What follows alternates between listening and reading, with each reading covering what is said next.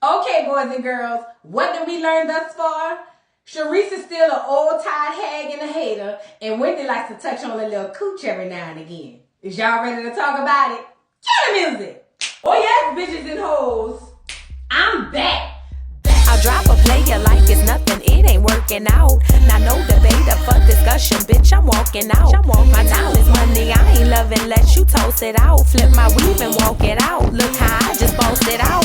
Now come on baby, why you bugging, we can't talk it out. I keeps it moving, I ain't tripping, lost another spouse. I'm just a boss, it's in my blood, no I won't scream or shout. Grabbing my keys. Cause oh yes, bitches and hoes, I'm back. Back with another video. We're here to discuss Real Housewives of Potomac, the episode between or before the last episode before the season finale. Girl, I don't know. It's gonna be down there in the doggone description. But girl, wait.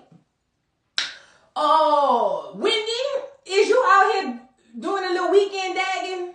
We want to know now. Now, you come off as the professional commentator, you know Johns Hopkins and all of this, but the girls is out there saying that you was slithering and touching in places you shouldn't have been slithering and touching in. And Sharice, why are you here?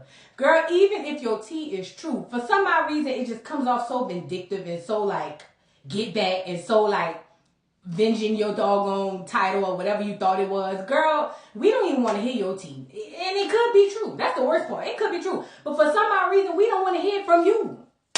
It just come off so bitter and ugly and tired and through. Girl, anyway, let's get into this episode. So the episode opens up. Wendy is up in there packing up 2 wick candles. As we gonna find out later on in the episode. The Grand Dame done added a whole nother wick. Check that. Candy Ass is practicing her dancing routine for her little reveal that she's doing for the video. And me and her cousin Kelly is over there picking our clothes. Now, for what? I don't know. I will say this. Your cousin Kelly kind of look like you. Y'all kind of give a little bit of, similarities in between the faces. Moving on. For some odd reason, Robin want to go shop for a dress. Girl, why? Why, Robin? Didn't you say you don't want no traditional wedding? Hell, you bad enough you piggybacking off somebody else's wedding. Now you want to get a dress? What you need a dress for? Ain't nobody going to be there but you whining them churn. Girl, I just don't understand. And I know the rumors are that you've already gotten married. I don't believe it until I see the doggone marriage certificate. And even if I do see that, I still have questions because I just get that vibe from you, Robin. But it's just like you say you don't want a traditional wedding, yet you out there buying a doggone dress. For what? For what? Girl, you could have put that pantsuit on you was about to West Hit to wine brother wedding. And y'all could have just went off to the side and did what y'all needed to do. You did not have to do none of this. Like, Robin really irks me under my skin. I don't know why. But apparently she's stressed out because she said it's a lot to do for a 4-person wedding. Girl, like what? Like what? What do you have to do, Robin? You're not doing nothing in the traditional sense. And you telling me that it's going to take a lot to plan a wedding in a month because it's you, your husband, and your 2 children. Girl, what you got to do? You don't need no dress. Like I said, what is it all that you have to do? As long as you secure the doggone preacher, you done already put in for the marriage license, girl, what else do you need to do? I don't know. But she says she getting the cake, though. For what? I don't know. What, you going to put a little small cake on the side? Because if Wine Brother and his wife found out y'all used their wedding to have a wedding, that girl going to cuss your ass out, as she should. But anyway, Ashley and Gizzard arrive. And Rob will go in the back to try on these dresses for what we don't know. Now, Ashley sits down and tells Gizzard that apparently Wendy likes a little fish every now and again. And Gizzard was like, girl, I know you fucking lying to me. And she said, no ma'am, no ham, no turkey or spam. I said, what? So she said when they was out there at the party, I mean, when the old girls went upstairs, Robin and Gizzard went and spooned upstairs and the other girls went upstairs. The young girl stayed down there. It was her, Wendy, Candy Eyes, and Mia. She said, but girl, we out there having a good time or whatever, and the word on the curb, and allegedly, she said that Wendy was looking and touching on Mia's vagina. And I said, what? And she said, yeah, girl. Even Gizzard was like, girl, wait, what? Yeah, so apparently and allegedly, Wendy was touching on Mia's vag. They kissed or whatever, and they walked off into the sunset. She don't know what happened after that. Now, Ashley only came to doggone spill that tea. But every time we get good into the tea, here come Robin with one of them ugly ass gowns. I ain't like the first one, but she interrupted the tea for that. Robin goes back to the back to try on another dress. Why they put a veil on her, I don't know. She ain't veil worthy. But while she go on to the back to finish trying on more ugly ass dresses. Ashley goes on to say that basically she feels like she don't know if Wendy was really doing anything, but she'll say this: Wendy was at least intrigued. And I'm saying, oh. Now, Giza said she gonna spill the tea. Regardless of what happened, she's gonna spill the tea. She's gonna tell everybody that Wendy buried her head between Mia's legs. But before she go, she wanna get the full story from Mia before she go. Even though she gonna say what she gonna say regardless, she's gonna get the full story from Mia, because she feel like Mia's gonna be very, transparent. Out comes Robert in another gown looking like she going to a pageant. Girl, it don't look like you was in the pageant. Take that ugly ass shit off. Go back in the back and try on something else so we can get more tea. So anyway, after Ashley commits to saying that she don't know what happened, what's going on, Robert comes out in another dress, and the third dress is all right. I don't know, but she says it's bringing back memories of what? Of what? Girl, we don't want to hear that shit. Giza asks her after Ashley leaves, because after Ashley spills her tea, she got to go. So Giza sits Robert down and was like, girl, where your mama at? Why your mama not here? Well, apparently Robin ain't told her mom that they doing a private ceremony up there on somebody else's wedding dime. Of course you didn't. You don't want it to get back to the people who actually paid to have a wedding down there in the Jamaica streets. Robert, you're dirty, you're trifling, you're sad. I don't know, it's just giving stale underwear to me. I don't know why. That's just the vibe I'm getting. But Giza said, well, that's fine, girl. We're going to do this upscale dinner for your bachelorette party. It's going to be at a strip club where they serve steak and lobster, so that's going to be good. She said, well, girl, who all is invited? Well, apparently, Robert said she don't want Karen to come for obvious reasons, because Karen said that Wine Dixon was over there touching her till her silicone touched her back. She said, but she definitely don't want Wendy to come because Wendy was over there laughing too hard. Girl, everybody was laughing. What is you saying? You just don't like Wendy. And you know what? I ain't even mad at you for not liking Wendy. I'm mad at Wendy for wanting you to like her. That's the only reason I'm mad. That's just my opinion. Moving on, we move to the next scene. Candy Ass and Chris go outside for lunch, outside their backyard. And they start talking about her video reveal party. And she said at this party, she's going to reveal the video, and she's going to reveal the Deep Space re-release album cover, part 12, at the doggone thing. So she's getting prepared for all of that. She said Trina ain't gonna be there. She gonna be at Essence Fest down there in New Orleans where all the girls is gonna be. But she said that's what's gonna be happening. So Chris asked what happened in Mexico, and she said, girl, look, the old girls were fighting. The old hoes was fighting. I didn't know what was going on. I thought Sharice and the Grind Dime was going to start tearing it down. I didn't know what the hell was going on. Now, while this is happening simultaneously, Karen and Wendy goes to lunch. So, Wendy was like, well, girl, hey, Karen, last time I seen you, you was shaking the table. Like K. Michelle was saying on Love and Hip Hop. But, while they talking about that, because Karen was trying to explain herself, Candy Eyes goes into detail and talking about how Karen and Robin got into it. And then basically, Chris was like, oh, there they go, throwing another husband under the bus. Because, Candy Eyes tells him that basically Grand Dame said that Wine was touching and squeezing on her. But, Chris ain't for it because he still haven't gotten over them trying to throw him under the bus. Now, on the flip side, Karen is telling Wendy, it's crazy. I've been sitting on this tea for 3 years on Wine Dixon. I've been saving her and span him. But you know what? The gloves are goddamn off. And so Wendy was like, oh, shit. I see what you're saying. You mean like the time when you were saying that Wine Dixon better worry about what he doing when he been drinking? She was like, yes, that's what I'm talking about. So now we find out, Wine, is you around there squeezing on the Grand Dime? She said she been holding on to this for 3 doggone years. I don't understand what was going on. So Karen was talking about the pic that so-called Robin got from Sharice, saying that was her down there with the blue eyes dude, but it was a, whatever. On the flip side, Candy Eyes is explaining it to Chris and was like, it was a picture of Karen. It was Karen, but it was her from the back. That, even if it was her, what does that explain? That she was out with another man? Okay, and what? If her husband ain't worried about it, why are we tripping? I don't really understand that. Chris asked if anything else happened besides the drama. And she was like, well, child, look, I know one night we went out, and I don't even remember getting back to my room. Well, Ashley gonna help you remember here in a minute. But they start talking about their IVF process, and she said she's very optimistic, about this time because they got a whole new process. They got a whole new thing they're gonna do everything completely different. It's gonna be different this time. Shout out to Candy Eyes. Go in there with optimism as you should. I'm hoping you hurry up and get knocked up, and so you can find out it's all that it's cracked up to be and ain't all that it's cracked up to be at the same damn time. Let's move on. Now, Giza goes to Mia's house because she got to get the doggone tea. before she really started putting the word out there. But she asking Mia, oh, this is where y'all do this and this way y'all do that, and Mia can't explain shit, girl. I'm wondering if Mia even really lived there. Are you Airbnb in that per episode? Anyway, but they sit down, they have a conversation, and Giza tells Mia what Ashley said happened down there at the club that night. And Mia was like, well, girl, look, some of that's true. You know, Giza did say, I did tell Robin that you was over there scissoring and eating and sneaking and keeking down there with Wendy. And, you know, Mia said, you know, we didn't do all of that. You know, she did, you know, look at my badge and said it was pretty. She touched it and like slid her fingers up like that. You know what I mean? She said it was nice and it was soft and it was pretty. And I was like, oh, thank you. What? Wendy, did you do this? Wendy! I know you got a big fan base because you've been a victim, but I need answers. Did you touch on Mia's vagina and why?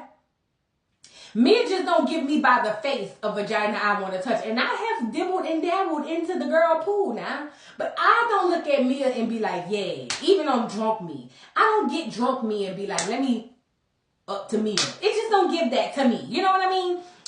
Wendy, we need you down here to the red carpet. What's going on and why did you do that? Did you do it? Because this is all alleged now. Now, when this doggone reunion come around, you know it's going to come up. And I need answers. Eddie, do you know your wife is around here doing this to the girl's vag? Do you know she's doing this? Touching to see how smooth? Do you know, Eddie? Somebody need to talk to me and ask me, you know, and explain to me what the hell going on. I don't know. But basically, Giza said, well, you know, I understand, you know, I hadn't already told Robert, like I said, that you had already did it, but, you know, I'll go back and retract that. But she get in her confessional and say, girl, look, I'm going to say what I want to say regardless, girl. I'm going to go around there and telling people she over there full-blown dagging. And I say, oh, Lord. So now Giza asked about Jacqueline. And Mia was like, girl, she called or whatever. But, you know, honestly, I just wasn't ready to talk. Like, I'm just not here for it right now. You're being real mean to Jacqueline. And Jacqueline, you deserve it because I wouldn't be calling that heifer for nothing. But they start talking about the bachelorette party because they bring that up. And Mia pulls out her peanut straws. Now, Giza puts one to her mouth as if it was something brand new. And it may have been, in my opinion, but we don't know. Let's move on. Wendy is at home getting ready to be a commentator. And she said she ain't got no issues with Robert. She said she tired of this shit. All this negativity, she ain't got no issues with Robert. But at this point in her life, she just want to be the fabulous commentator that uses her hands and move on in positivity. She ain't got time to be going back and forth with no doggone Robert. Why are you talking about Robert? Make it make sense.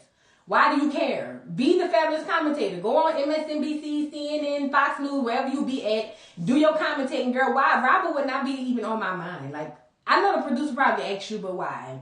Like, girl, be what you can be. Because listen, you keep messing around on this show. All these rumors these girls gonna put out, you ain't gonna be no commentator. Fat. Them people gonna remove the microphone and the laptop. Them people is putting out bad rumors about you. Like I said, you have a real job, Wendy. You can play around with this Real Housewives stuff if you want. You better hope they keep you around. Because if not, them people on this side gonna affect your job and your money on that side. You get it? Let's move on. We move to the next scene. It's time. It's the night of the doggone bachelorette party. Giza arrived looking like a doggone lilac flower. I ain't gonna lie, Giza looked decent this time. She ain't look bad. Giza didn't look bad. She didn't. Apparently, Mia's cousin Kelly got the same memo, and so did her other friend. Girl, all three of y'all look like the triplet twins. Lilac, whatever, lavender, whatever color it was. Giza, you look decent for the first time this time. They inside, they get ready to get on the bus. They get on the bus, and Mia and Ashley are dressed alike in this snakeskin see-through, you know, all into one, you know, lisette or whatever. Ashley said this must be the minds of former hoes because we dress just alike. Mia said, girl, you is more like a little garden snake and I'm an anaconda because I feel mine out. Mia, you don't have much of a hip. You kind of square at the middle too. I don't think you have the room to say that. You just tall or fat. You got a little more meat on your bones. I don't think you have the right to say that. I'm sorry. So anyway, the other girls get on the bus. Candy ass looking good per usual. And Sharice looks decent. She look a little better. I don't know if she went to Rainbow or Fashion Over. I don't know. But she looked decent. She looked better than she normally looked. Now, Robin and her friend Tania arrives. Tania, I'm questioning what's going on with you, and I'm going to just leave that there. Sharice gets on the bus and says she should have been the one that threw the bachelorette party, but Mia, after knowing Robert for only 5 seconds, decides that she want to throw it, and of course, Gizzard is her BFF, so it makes sense. Girl, Sharice, if you wanted to throw the girl a party, you would have been just did it. Why are you saying what you should have, could have, would have? Girl, do you have the money to throw her a party? Sharice, do you have the money to throw Robert an actual bachelorette party? Because from what I heard down there on the streets is that you ain't got no money. Shut the hell up, Sharice. Everything ain't about you. It don't even look like things are ever about you. You don't even feel like things are about you because how you be coming outside. Girl, shut up. Oh, Lord. Sharice, who invited Sharice? God damn. Anyway, so they get on the bus. They acting a doggone fool, having a good time. You know what I'm saying? Sharice decides to give a toast and says that if anybody has an issue with Robert, the issue is you. I said, boy, I know you fucking lying to me. The hell I've been getting into it with everybody every season. Make it make sense. I mean, if that's the case, then shit. Somebody tell me. I'm confused. Karen is on the other side adding another wick to her candle. Says she ain't worried about no goddamn bachelorette party. That's the least of her worries. She ain't worried about that shit. She's gonna add another wick to basically get at Wendy, the one who she had a doggone issue with. And let me just say this. When Wendy and Karen was at dinner or lunch or whatever, Ashley calls to remind them that they wasn't invited to the doggone shower. Now, Karen was like, girl, all right. And here come Wendy. See, I don't understand why. Like, why would I not be invited? I mean, I can't move forward with her if she doesn't want to meet me halfway. Why do you give up about being in Robin's good grace?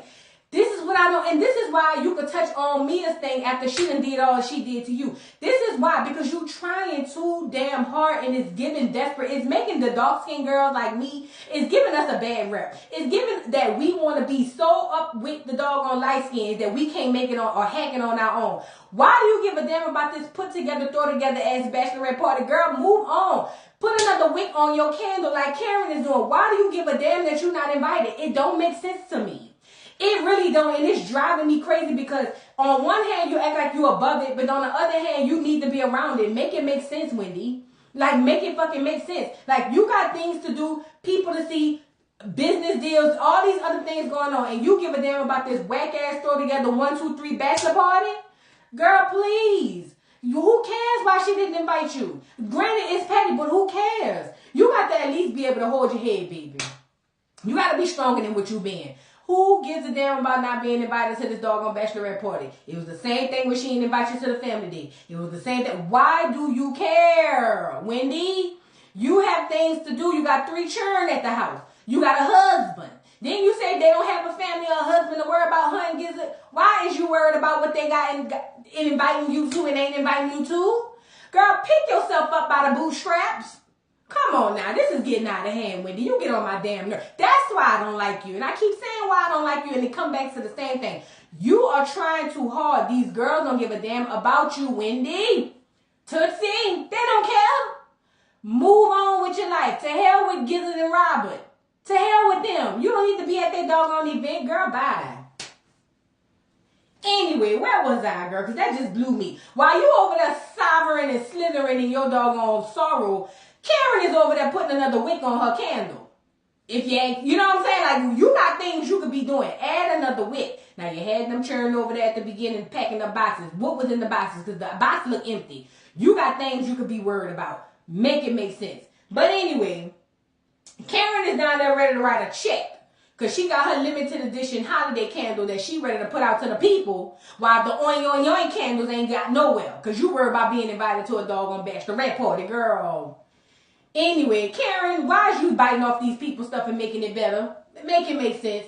Karen says she's going to do limited edition for holidays, all the holidays. That means 365 days. From beginning to end, 365 days of the year. That's all that means, girl. Karen says it's going to be Christmas, New Year's, Thanksgiving, Valentine's Day, Mother's Day, birthdays, Sundays, through Fridays, on Saturdays, and all the days. Limited edition. Anyway, she writing a check. She done ordered 8,000 more, and she's writing a check, and she asked Ray, go ahead on and take this picture so I can send this to Robert. While she over there dancing on that ragged ass bus, I'm over here making business deals. Girl, Robin don't give a damn about that either. Cameron, you look pressed. Sorry. Anyway, on the bus, the girls is on the pole acting a damn fool. And Candy Eyes asked if the strippers wipe the poles down themselves every time they get on and off the pole. Yes, Candy Eyes. You ain't been to a strip club before? It's obvious. But Ashley was like, girl, you worry about them touching the pole. You done touch worse. Candy Eyes said, girl, what you mean? What did I touch? Well, that's when it all comes up. That all the girls was touching on all the girls. Cherie said, basically, she confirmed that Wendy did slither up Mia's vag and that she did kiss her. Mia said, girl, let's keep it real. All of us was kissing all of us. I said, oh, it was a quadruple kiss. But Mia said she was the one who shut it down because she didn't want that to be going down like that. If it wasn't for her, the girls would have been all in a four-way sizzler. Girl, I said, what? Wendy? What's been going on, Wendy? Wendy Osefo. Did you touch on not Candy Eyes? Did you do this to Mia's vag? I need to know. I'm sorry. I need to know. Because that's going to say a lot about you. Anyway, Candy Eyes said one thing she can't commit to is eating down the box. Ashley said don't knock it till you try it. I'll say to each his own. Mind y'all business. Let's move on. We move to the next scene. They arrive down there to the strip club, and I'll say the strip club, I will give it outside of the food because the food looked like it was better than the hoes. Outside of the food, I will give the strip club a 6. 5, maybe average at best. Girl, them girls look tired busting it through. The girls don't match the steak and lobster that was on the plate. That's all I'm saying. To say it was such a classy event, maybe I'm from Atlanta and I'm used to the bitches climbing on and walking on ceilings, you know, standing on walls and all of that and falling from off the roof onto a split into name and you know voluptuous black. Maybe that's what I'm used to, but I was giving the girls, even the one black girl looked tired through. Looked like she was there to pay her light bill, girl. Yeah, I'm gonna get the girls about a 4.5 for the girls. The only reason I'm gonna get a strip club maybe a 6.5 is because the dinner look good. I ain't gonna lie, that lobster look good. But they say Mia was right. There is a place, a classy strip club that serves steak and lobster. Mia said, I told y'all. Now she said this ain't the classiest, but it's the classiest. Shut up, Mia. You so stupid. But they get the girls the real money. They hand out the real money, and the girls go over and engage with the strippers. Now, Robin sees her chance. Maybe she hasn't had a drink or two too much. And she goes over there, and instead of just putting the money on the girls, she ended up whispering sweet nothing in the girls' ears. Robert, your dick is showing. Girl, talking about you ain't no scary person out the strip club. You ain't wine go and you been going with your friends. Girl, you look very masculine going up to that doggone young lady.